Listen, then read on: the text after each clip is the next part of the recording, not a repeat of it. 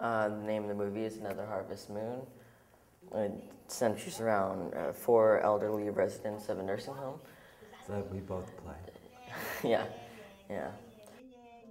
I think it's about four people and the way they look at life and deal with problems, death, just living their lives. I think she's right. She's right. It's really about Frank, played by Ernest Borgnine, and Alice, played by Doris Roberts, mainly, I think, because you are the life force in this movie. Well, it might be the life force in the movie, but the forces are the four people. Yeah, the way we all interact and everything. You're making this sound so deep. Really, it's a very enjoyable film. You're going to have fun. And I can take a dancing class, too. Oh, God.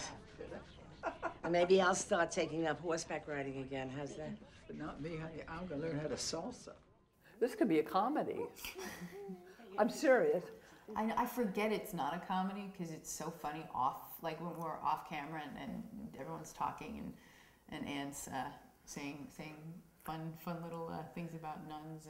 Anne is one of the funniest people in the world, I think. She's so amazing. Like, she's so fast and so sharp. Stop with that sunshiny weather report of yours. You're worse than Christmas, you know that? Well, can I be alone here with... Oh, this is your time with him, isn't it?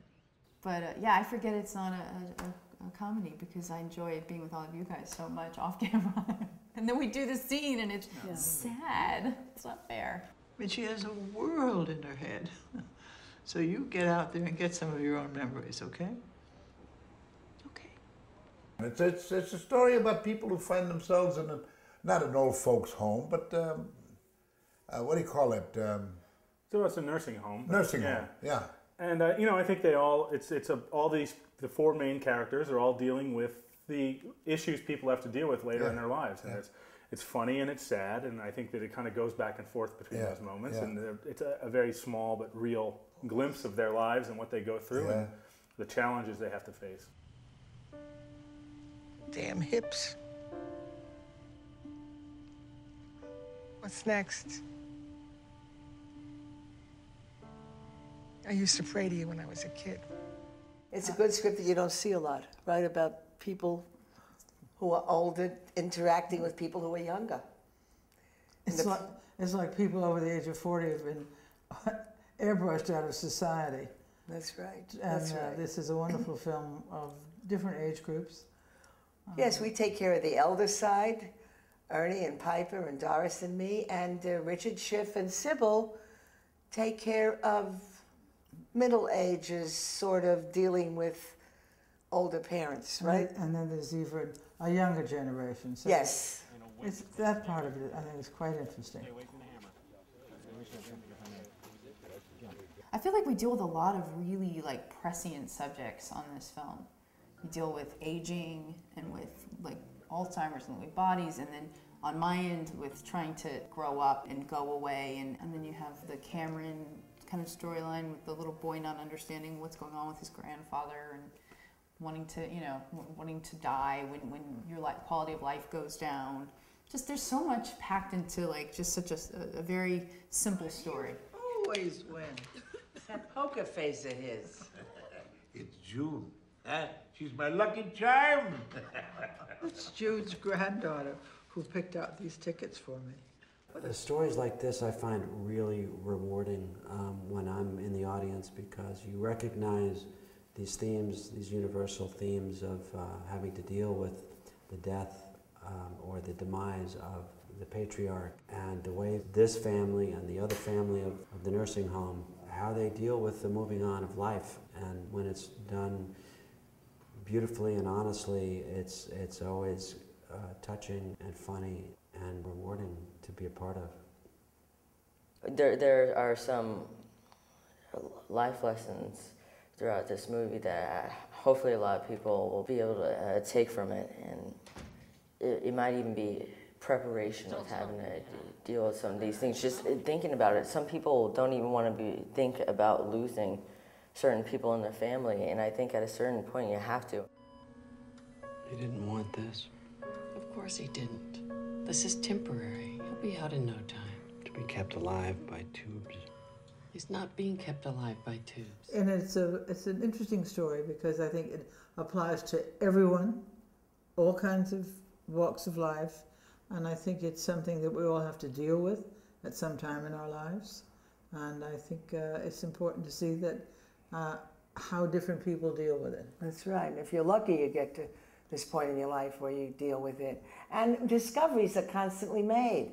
And hopefully the audience will make discoveries along with us. It's gone to my liver, Junebug.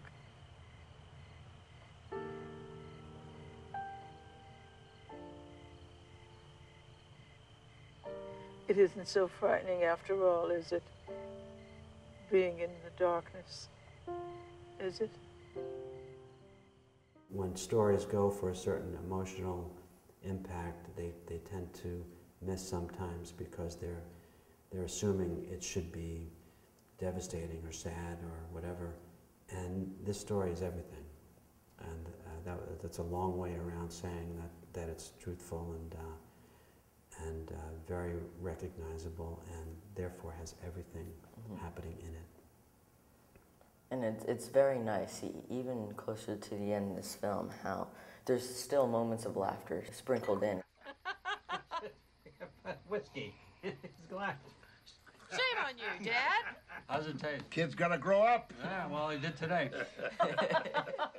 It's really a celebration of life, is what I'm saying, this movie. And it's funny, we shot the last scene, which I won't give away, but the last scene that we see us in this movie. And I was surprised at the way that scene ended up being. I thought it was going to be, somewhat resolved and sad, and it wasn't at all. It was a great affirmation of this family and the life that they've had together and the life that's going to be continuing. Are you sure you want to do this? Sure about what? You silly old fool.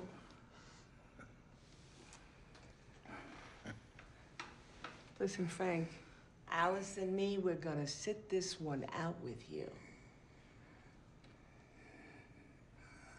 Thank you. I think a lot of people, as we get older, unfortunately, I think that ageism in our country is the last bastion of bigotry. I think she's right. And I think that this may, I hope, have people look at it and say, this is not true, you're getting older, but with medicine and all, and the way we're living and taking better care of ourselves, we live longer, and we should not be dismissed. We should not be airbrushed out of society. Right. We have something to contribute. We have wisdom. As long as this is working and you're healthy enough, there's no reason we should be stopped from continuing a life. And then you go back up. Okay, I'm sorry, so what was the line? She says what? Towards the end of the film, as we lose this person who's somewhat been holding this family together, we learn to be able to become closer together independently without the help of Frank, Ernest Borgnine's character. It does create a bond between the three of us that may have not existed before. Yeah, which these things tend to do sometimes. I'll take the aisle. Not where you can The very last shot is really, really funny. We let, I don't know if you were working the day, we let Ann and Doris improvise as they were walking. No. It was very funny, and it's just every take was completely different, and it's just the two of them kind of going at it. Leave it to those two, Ann Mira and Doris Roberts. Boy, I tell you. That way you can watch the skyline as we come into your old city. Are you gonna chat the whole way? Is that what this is? What am I gonna do? Did you get I hear you. I